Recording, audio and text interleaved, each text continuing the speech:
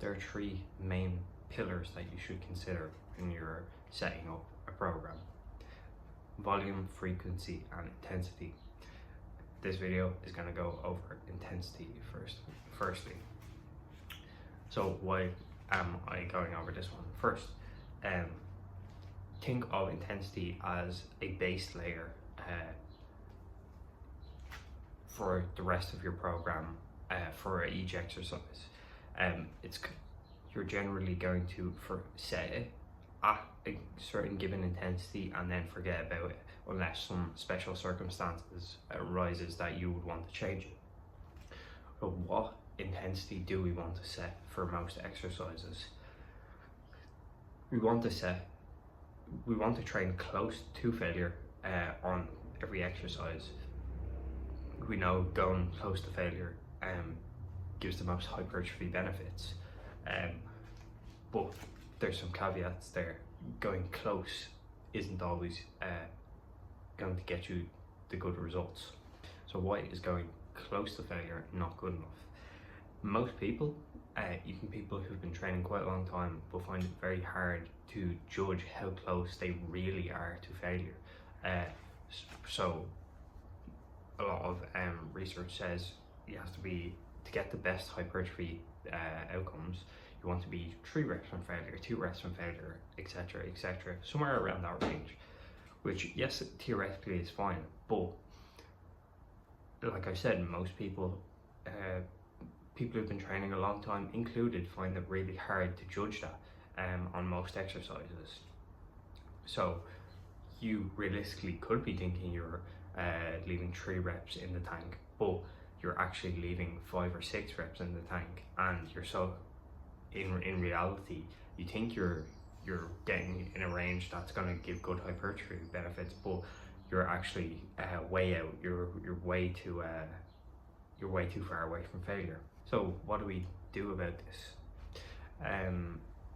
My philosophy on this is that you push at least one, if not all, of your sets to muscular failure, where you're trying, pushing, and you literally can't complete the final rep.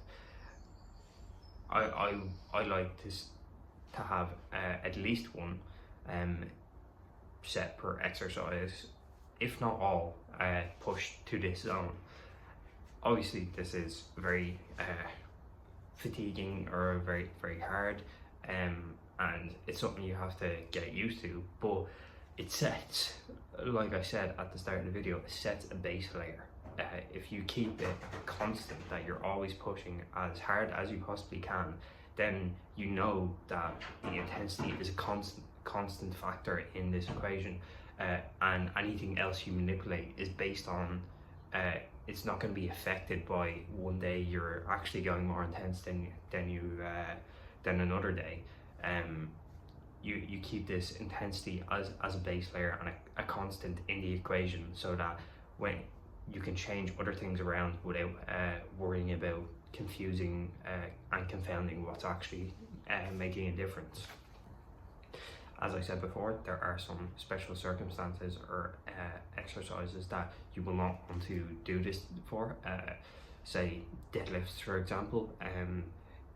Most people, you're gonna experience like massive technical breakdown before you actually get to complete muscular failure, unless you're like a power lifter who's like so precise on their technique, they can just keep it locked in. But most people, your technique is gonna break down before you actually get to muscular failure. So in this case, it kind of doesn't make sense to go to muscular failure for certain, and in fact it's probably not safe to do so, because if your technique starts breaking down, you put yourself in a compromised position, and then you end up getting hurt or injured because you're pulling and as hard as you can to go to muscular failure, but you're doing it with a compromised technique, so you're in a compromised form, so you're likely going to injure yourself, putting pressures in different areas that are not supposed to be there, basically.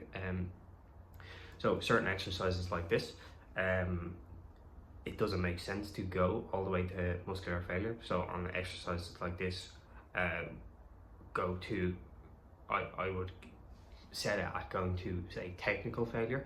You do as many reps as you possibly can before you start compensating in other ways.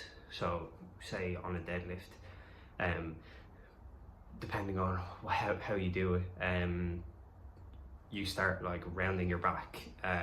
If that's what's happening, call it, because you're getting away from the actual set technique of the exercise, and you're starting to compromise your form just to get more reps, which we don't want.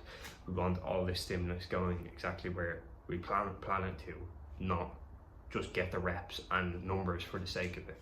We're working out to build muscle here. We're not powerlifters or strongmen who the numbers of that matters.